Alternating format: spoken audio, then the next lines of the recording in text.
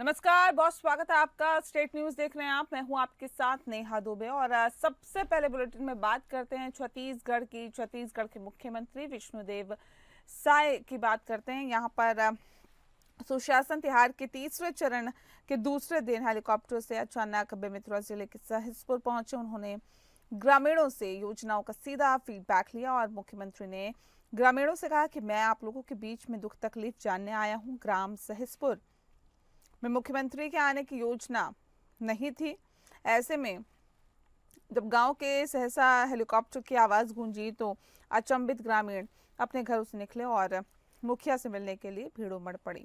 ग्रामीणों ने खुशी का इजहार किया और खुशी से स्वागत भी किया। मुख्यमंत्री साय ने ग्राम सहसपुर के ग्रामीणों से पुराने बरगद की छांव में खाट पर बैठकर संवाद किया। उन्होंने लोगों से शासन की योजना, प्रधानमंत्री आवास, महतारी वंदन योजना और तमाम योजनाओं के बारे में उन तक पहुंच रही है या नहीं उनके बारे में जानकारी ली और साथ ही साथ और भी बहुत सारी बातें उनसे की।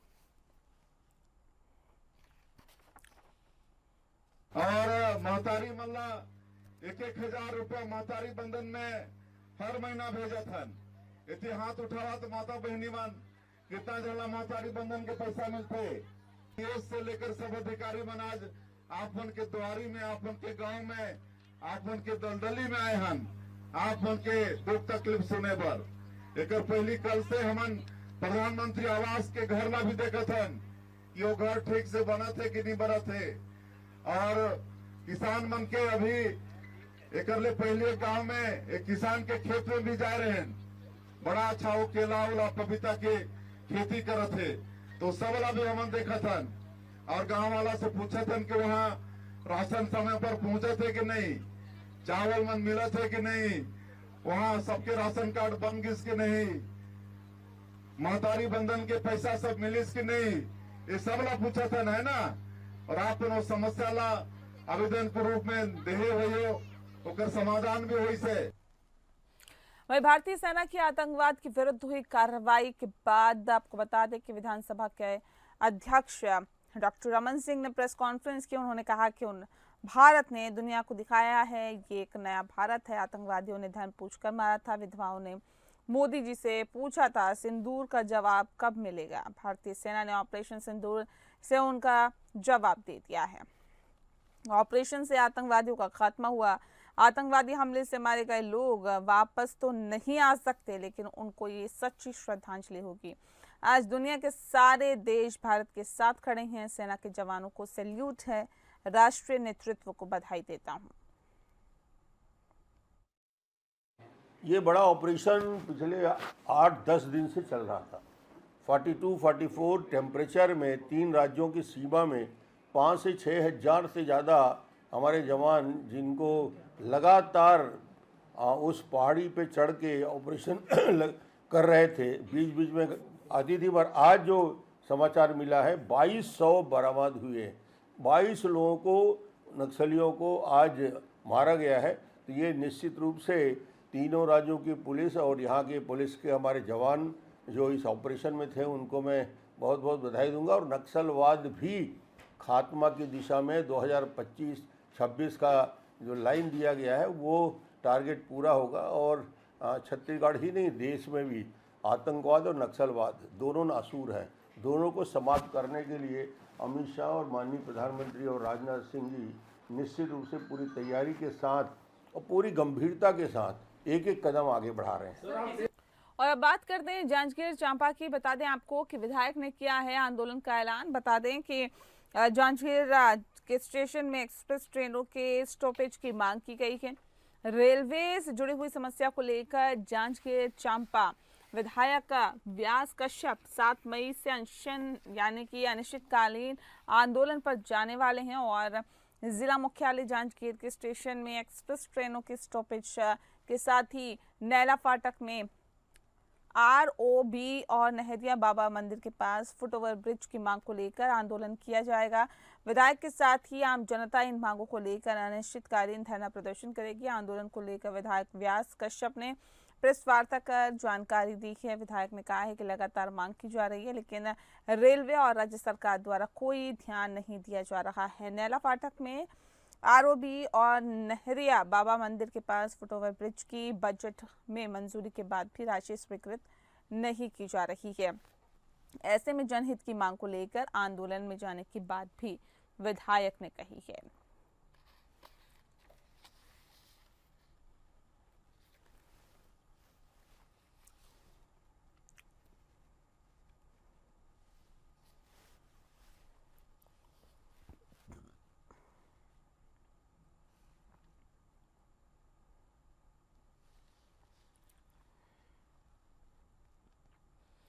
और अगली खबर पटना से है। पटना में सीएम के आवास का घेराव किया गया। बता दें आपको कि दरअसल बिहार में बीपीएससी टीआरई 3 सप्लीमेंट्री रिजल्ट प्रकाशित करने की मांग को लेकर आंदोलन किया जा रहा है और ऐसे में मंगलवार की सुबह सीएम हाउस का घेराव करने पहुंचे अभ्यर्थियों पर पुलिस ने लाठीचार्ज किया। लाठीचार्ज में कई अभ्यर्थी घायल हो गए। अभ्यर्थी मंगलवार की सुबह सप्लीमेंट्री रिजल्ट को लेकर सीएम हाउस के बाहर प्रोटेस्ट करने के लिए पहुंचे थे। इससे पहले 24 मार्च को भी शिक्षक अभ्यर्थियों ने शिक्षा मंत्री सुनील कुमार के आवास के बाहर प्रदर्शन किया था। मंत्री जब वहां पहुंचे तो अभ्यर्थियों ने घेर लिया और सप्लीमेंट्री रिजल्ट जारी करने की मांग पर अड़ गए।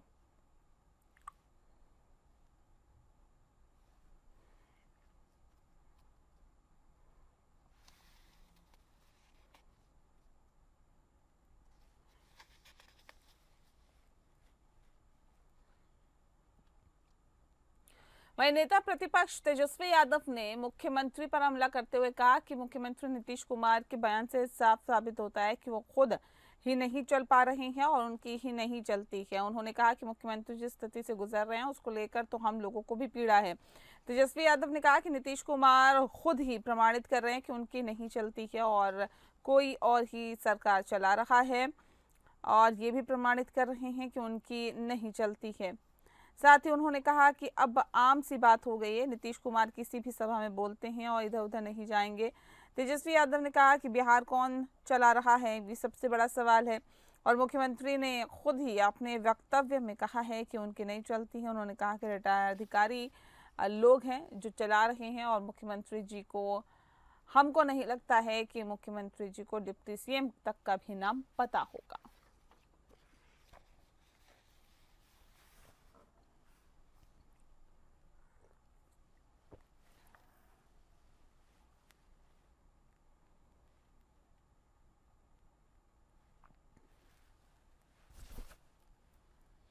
वही जातिगत जनगणना पर सुराज की रणनीति। जी हां, आपको बता दें कि दरअसल भागलपुर में जन सुराज पार्टी के जिला कार्यालय में एक प्रेस वार्ता का आयोजन किया गया। इस अवसर पर पार्टी के जिला उपाध्यक्ष एवं विधानसभा मुख्य चुनाव प्रभारी बाबुल विवेक ने घोषणा की है कि 11 मई से 11 जुलाई तक जन सुराज पार्टी प्रदेश में एक व्यापक जन आंदोलन शुरू करने जा रही है। बाबुल विवेक ने बताया कि आंदोलन जाति जनगणना के आंकड़ों के आधार पर योजनाओं के क्रियान्वयन और आरक्षण मापदंड में संशोधन को लेकर होगा। उन्होंने आरोप लगाया कि बिहार सरकार ने जनगणना के आंकड़ों सार्वजनिक करने के बाद ही जो दावे किए थे वे अब पूरा नहीं किया गया है।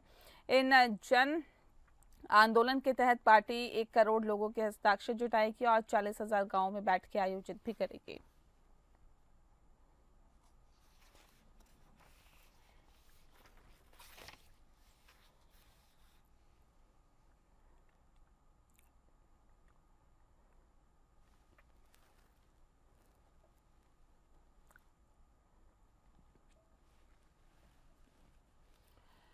और चलिए इस बीच एक कटिहार का मामला सामने आया है, जहां पर विधायक के आवास के बाहर घटना घटी है, गोलीबारी की घटना घटी है। मामला नगर थाना क्षेत्र के दुर्गापुर मोहल्ले का है, जहां पर बरारी के विधायक विजय सिंह के आवास के पास गोली चलाई गई है। इस गोलीबारी में एक व्यक्ति घायल हो गया है। घायल की पहचान पड़ोसी कालू झा के रूप में हुई है। गोली कालू झा को गर्दन के पास लगी है। उन्हें पहले कटिहार सदर अस्पताल में प्राथमिक उपचार दिया गया, जिसके बाद बेहतर इलाज के लिए उन्हें कटिहार मेडिकल कॉलेज रेफर कर दिया गया। घटना को लेकर प्रभारी डीएसपी सद्दाम हुसैन ने जानकारी दी है। गोलीबारी दुर्गापुर शिव मंदिर के पास हुई। पूरे मामले की जांच की जा रही है।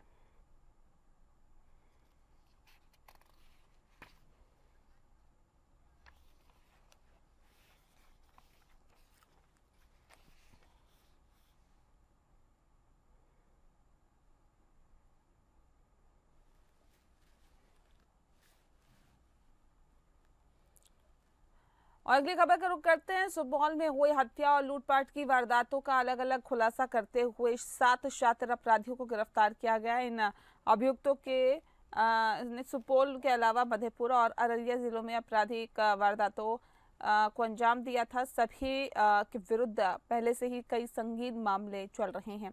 बता दें कि 20 अप्रैल को लोकहा थाना क्षेत्र के गंगा पट्टी गैस गोदाम के पास एक युवक के लूट के दौरान गोली मारकर उसकी हत्या कर दी गई थी। जांच में सामने आया कि घटना में सुपौल जिले के रमेश कुमार राय, कपूरी राय और नवीन कुमार राय शामिल थे।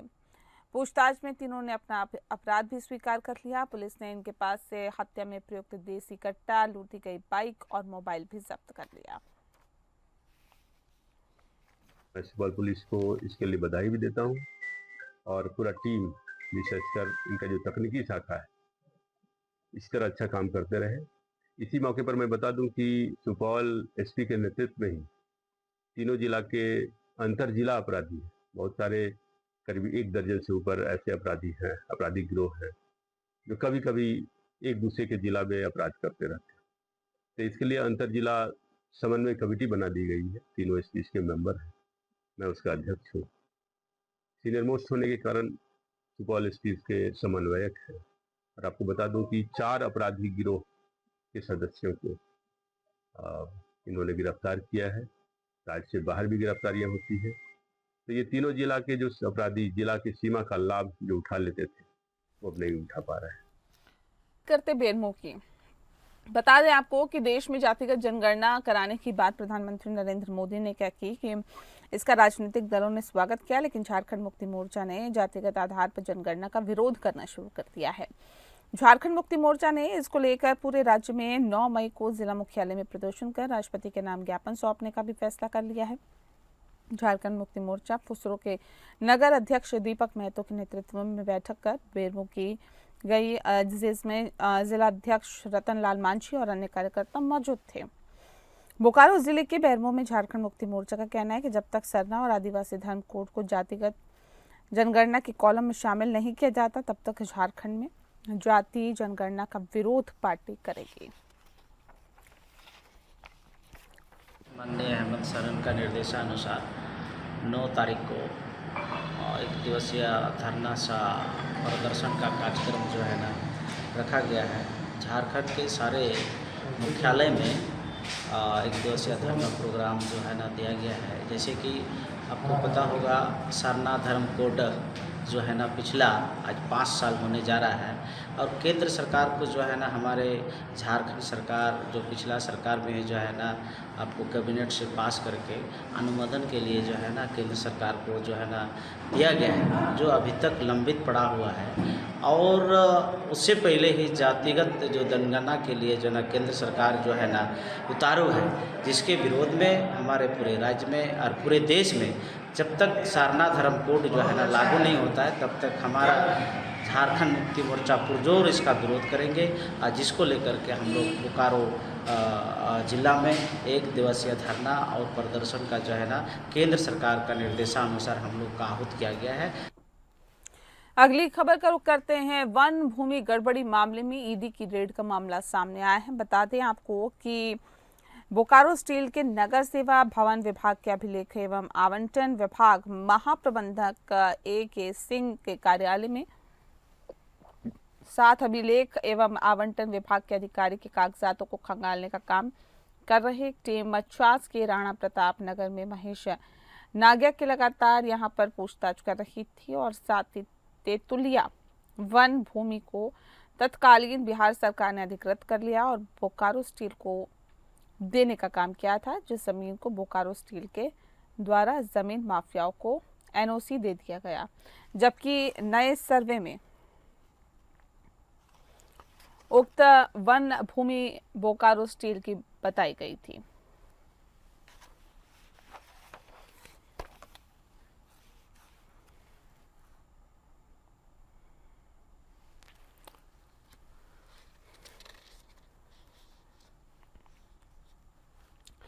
भारत ने पहलगांव में हुए आतंकी हमले के विरोध में कार्रवाई की है। बता दें आपको कि भारतीय सेना के पाकिस्तान के 9 आतंकी ठिकानों पर एयर स्ट्राइक भारतीय सेना ने की और कई आतंकियों को मार गिराया। अब इस बदले के बाद पहलगाम आतंकी हमले में मारे गए लोगों को परिजनों ने संतोष जताया है और डोंबिवली भाग्यशाला मैदान से नागरिकों ने कहा कि हमें खुशी है। तो वहीं स्वर्गीय संजय लेले के पुत्र हर्षल लेले ने कहा कि अब मेरे पिता के खात्मे को शांति मिल गई है और ऐसे में उनकी आत्मा को शांति मिल गई है। साथ ही 28 निर्दोष को भी, जिसमें मेरे दोनों अंकल भी थे। पहलगाम आतंकी हमले में महाराष्ट्र के डोंबिवली के अतुल मोने, संजय लेले और हेमंत जोशी की भी मौत हो गई थी।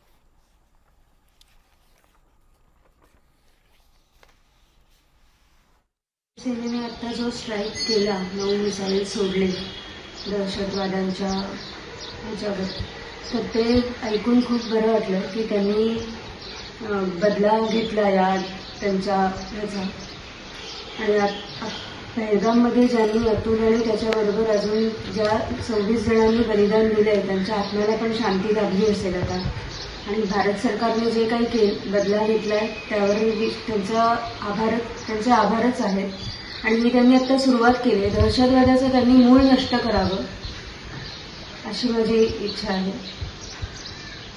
आम्हाला रात्री 3 वाजता कळालं की असा हमला केला आहे इंडियाने मिसाईल सोडून पाकिस्तानवर। तर हे ऐकून खूपच आनंद झाला मला की भारत या जी घटना झाली पहलगाममध्ये त्यावर त्यांनी खूप लगेच ॲक्शन घेतली आणि घेत आहे। ऑपरेशन सिंदूरचा आज जो स्ट्राईक होता तो सक्सेसफुल होता आणि पुढेही सगळं व्यवस्थित हो आणि आम्हाला जस्टिस मिळो हीच आमची इच्छा आहे। और अगली खबर का रुख करते हैं। जबलपुर में एक एमएमएस कांड का मामला सामने आया, जहां पर एक छात्रा बाकी छात्राओं का एमएमएस बनाकर अपने दोस्त को भेज दिया करती थी। बता दें आपको कि कॉलेज प्रबंधन ने आरोपी छात्रा को अपने कब्जे में ले रखा है और अन्य छात्रों ने डुमा पुलिस चौकी पर शीघ्र कार्रवाई की मांग की है। और छात्रा पर आरोप है कि वे 2 साल से वीडियो बनाकर उन्हें अपने दिल्ली में मौजूद पुरुष मित्र को भेजा करती थी। कॉलेज प्रबंधन ने आरोपी छात्रा को अपने कब्जे में ले रखा है। अन्य छात्रों ने डुमना पुलिस चौकी पर शीघ्र कार्रवाई की मांग की है।